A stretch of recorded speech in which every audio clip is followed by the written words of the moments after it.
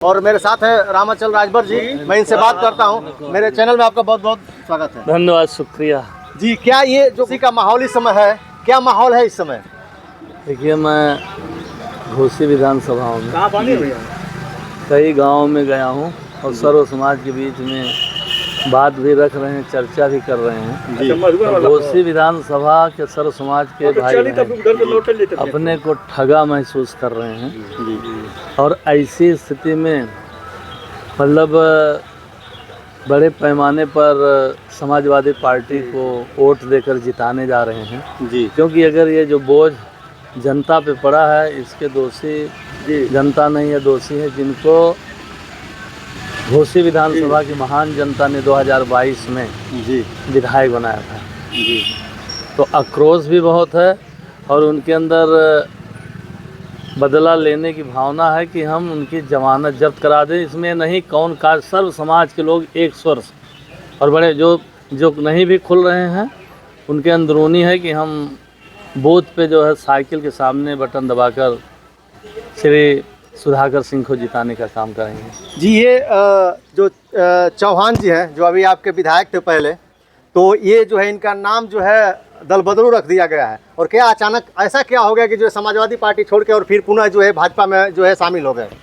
देखिए, अब ऐसे लोगों पे टिप्पणी या चर्चा करना मैं बहुत आवश्यक नहीं समझता, क्योंकि वो निजी स्वार्थ में गए हैं। अगर जनता के जनप्रतिनिधि थे और जनता ने उनको प्यार सम्मान देकर 2022 में विधायक बनाया था 5 साल के लिए, तो उनको जो है अपने दायित्वों के निर्वहन के लिए जनता के बीच में 5 साल रहना चाहिए।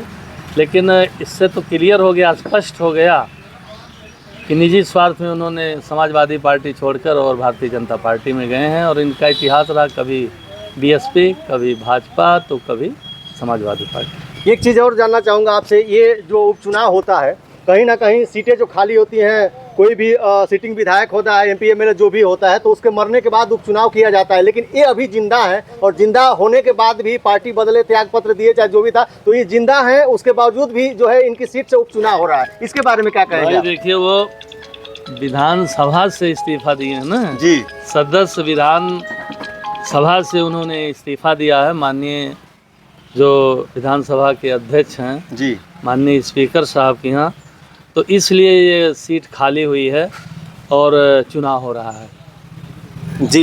ये अभी एक और बात करूंगा मैं ओम प्रकाश राजभर के बारे में। अभी कुछ जातिगत मुद्दों पे इनका जो है इस समय बोलबाला चल रहा है। और अभी ये जो है एक दिन पहले जो है ये यादव बिरादरी को जो है एक कहें कि 12 बजे इन लोगों की बुद्धि खुलती है, तो ऐसा इनका कहना कहाँ तक उचित है? देखिए, ये सरासर गलत है। उनकी बुद्धि 12 बजे के बाद नहीं, बुद्धि तो उन्हीं की भरभष्ट हो गई है जो इस तरह व्यक्ति विशेष के लोगों के ऊपर आरोप लगाते हैं, प्रत्यारोप लगाते हैं। ये सरासर गलत है जी। ये दावा कर रहे हैं कि जो हम अपनी यहाँ सीट है, शायद उनसे करार भी हुआ है। कुछ सुनने में आ रहा है कि आप घोसी को जिता के आएंगे तो आपको मंत्री बनाया जाएगा।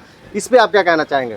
अब देखिए भाई, वो भी तो निजी स्वार्थ में गए हैं जी, और मुझे तो नहीं लगता कि माननीय बाबा उनको सम्मान देंगे। जिस तरह जब वो भाजपा छोड़ने के बाद जब समाजवादी पार्टी में आए हैं, आने के पहले जी, तो किस तरह तमाम टिप्पणियाँ माननीय योगी आदित्यनाथ के ऊपर उन्होंने किया है जी, तो उस चीज़ को भी तो भारतीय जनता पार्टी वाले गंभीरता से ले रहे हैं कि सरंगी बजाएंगे, हम उनको उत्तराखंड भेज देंगे, वो कटोरा लेके भीख मांगेंगे।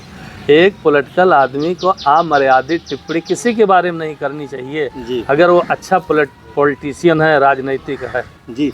ये जो आपका घोसी विधानसभा का चुनाव है, इस में अब काफ़ी दिन नहीं बच चुके हैं, तो इसमें क्या आपके पार्टी के राष्ट्रीय अध्यक्ष का जो कोई प्रोग्राम है, आ रहे हैं तो थोड़ा सा मेरे वोटर जानना चाहेंगे आपके, और जनता जानना चाह रही है कि अखिलेश यादव जी आएंगे विधानसभा क्षेत्र में? देखिए, अभी तो कार्यक्रम नहीं आया है जी, लेकिन निश्चित घोसी की महान जनता से आशीर्वाद लेने के लिए, श्री सुधाकर सिंह को जिताने के लिए निवेदन करने ज़रूर आएंगे। मुझे पूरा विश्वास है और जल्दी ही कार्यक्रम आ जाएगा, तो माननीय जिला अध्यक्ष जी के माध्यम से आप लोगों को जी सूचना मिल जाएगी। बिल्कुल बिल्कुल। और आप जो है लास्ट में कुछ जनता को और अपने वोटरों को कहना चाहेंगे? देखिए, मैं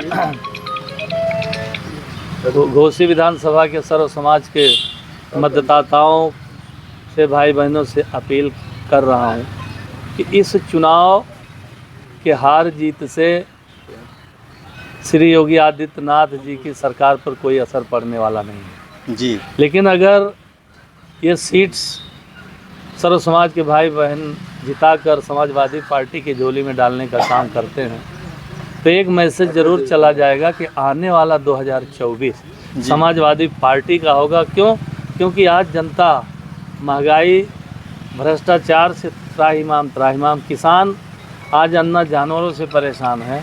आज युवा भाई बहन पढ़े लिखे जिनकी बड़ी उम्मीदें होती हैं, आज आप देख लीजिए उनको सरकारी नौकरी नहीं मिल रही है। बड़ा दुर्भाग्य है, 77 साल की आज़ादी के बाद आज जो है डबल इंजन की सरकार आरक्षण के अनुरूप नौकरी नहीं दे रही बल्कि आउटसोर्सिंग से नौकरी दे रही है। तो युवा का क्या भविष्य होगा, ये बड़ा अंधकारमय है। और साथ ही साथ इन्होंने जितना वादा चुनाव में किया था, चाहे केंद्र की सरकार हो चाहे प्रदेश की सरकार हो, आज तक एक भी वादा ज़मीन पर उतरते नहीं देखा गया। चाहे प्रतिवर्ष 2 करोड़ नौकरी की बात रही हो, चाहे किसानों की आय दुगनी करने की बात रही हो, चाहे 15-15 लाख गरीबों के खाते में आने की बात रही हो, मतलब जो भी इन्होंने वादा किया है आज तक वो वादा पूरा नहीं हुआ है। तो इसलिए जनता बहुत आक्रोशित है क्योंकि इनके कथनी करनी में ज़मीन आसमान का अंतर है। ये धार्मिक उन्माद फैलाकर हिंदू मुसलमान करके हमारे भावनाओं को भड़काकर केवल ये वोट के सौदागर हैं।